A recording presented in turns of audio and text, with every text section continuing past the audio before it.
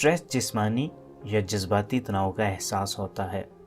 ये किसी भी वाक़या या ख़्याल से हो सकता है जो आपको मायूस, नाराज़ या घबराहट का एहसास दिलाता है। स्ट्रेस के दौरान हमारे जिस्म से कुछ हार्मोन्स सिक्रेट होते हैं जो अपने अपने तरीके से काम करते हैं। हार्मोन्स एक किस्म के केमिकल मैसेंजर्स होते हैं जो खून में शामिल होकर अपनी टारगेटेड लोकेशन पर पहुंचकर फंक्शन करते हैं। स्ट्रेस की दो टाइप्स हैं, short term stress and long term stress. Short term stress अचानक डर, गुस्से या घबराहट की हालत में पैदा होने वाला स्ट्रेस है, जिसे फाइट और फ्लाइट रिस्पॉन्स भी कहा जाता है। इस स्ट्रेस की कंडीशन में हमारे जिस्म से दो किस्म के हार्मोन्स सिक्रीट होते हैं।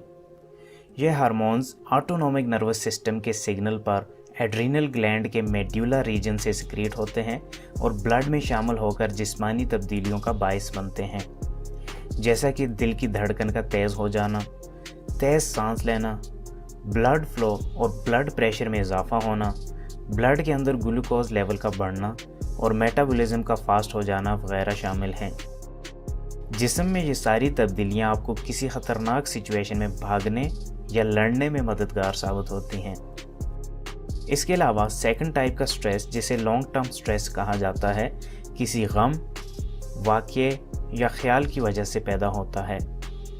यह स्ट्रेस हमारे लिए बहुत नुकसानदेह है। लॉन्ग टर्म स्ट्रेस के दौरान हमारे जिस्म के एड्रीनल ग्लैंड के कॉर्टेक्स रीजन से एक हार्मोन सिक्रीट होता है जिसे कोर्टिसोल कहा जाता है।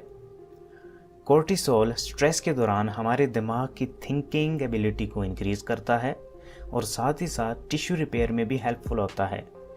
लेकिन मुसलसल कोर्टिसोल के अखराज से ब्लड ग्लूकोज लेवल ज़्यादा हो सकता है, जिसकी वजह से शुगर यानी डायबिटीज़ की बीमारी लग सकती है।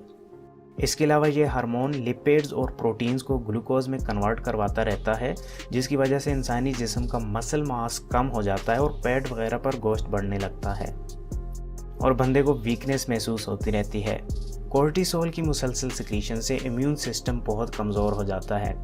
इसकी वजह यह है कि जब स्ट्रेस के दौरान कोर्टिसोल ज़्यादा सिक्रीट होता है तो हमारी बॉडी का फोकस ब्लड में ग्लूकोज लेवल को इंक्रीज़ करना हो जाता है और इस तरह फिर हमारा इम्यून सिस्टम स्लो डाउन हो जाता है और वक्तन फ़वक्तन कमज़ोर से कमज़ोर तर हो जाता है और इस तरह हर वक्त स्ट्रेस में रहने वाले इंसान को बीमारियां लगने के चांसेस बहुत बढ़ जाते हैं।